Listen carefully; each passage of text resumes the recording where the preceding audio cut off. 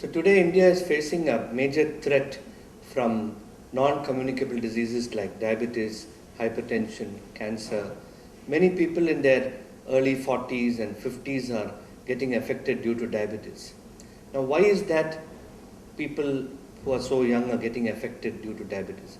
Why are Indians more susceptible to get diabetes? That's because genetically we Indians are prone to get diabetes because of some genetic factors, genetic susceptibility as we call it, plus this very peculiar phenomenon of the fat getting deposited in the abdomen area, which is called a central obesity, is associated with a condition called insulin resistance, where there's a lot of fat not only exteriorly but also inside the organs like the liver and the intestines, which is called the visceral fat, which leads to insulin resistance, and the insulin levels in the body don't work, and that leads to a condition called insulin resistance, causing heart disease and blood pressure and diabetes.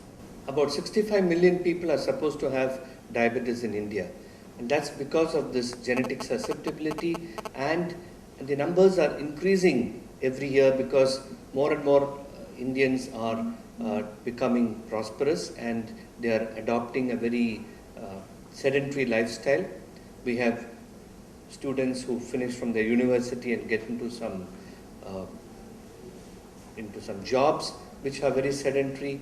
And a recent study done at the Professor M. Viswanathan Diabetes Research Center in Chennai, we found that a study among bank employees and school teachers, it was found that the bank employees and the school teachers who were seated for more than 180 minutes, which is about 3 hours, had more chances of gaining weight and getting diabetes than people who were more active in the school and the banks, who spent less than 3 hours in the sitting job. So this clearly shows that the more you sit in the office and the more you are sedentary, the greater are the chances of getting diabetes and obesity, and especially the central obesity. So how do we solve this problem? So what is the solution we have for our country? First is what is called primary prevention, where we try to prevent diabetes, especially in people who are at high risk of getting diabetes. So who are the people who are at risk? Those are people who have a strong family history of diabetes, their parents or brothers and sisters having diabetes. Or if your waist circumference around your navel, if you measure more than 40 inches if you're a man and about 38 inches if you're a woman, then you have more risk. Those who are sedentary are at more risk. So these are the people who are at more risk, and they should do more exercise, get themselves to be more active to prevent diabetes. This primary prevention should start from the schools, from the colleges.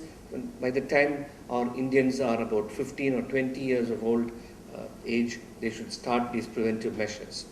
Secondary prevention is where you already have diabetes and you control your diabetes to the best extent possible, keeping your blood sugars under very good control by regular exercise and diet control.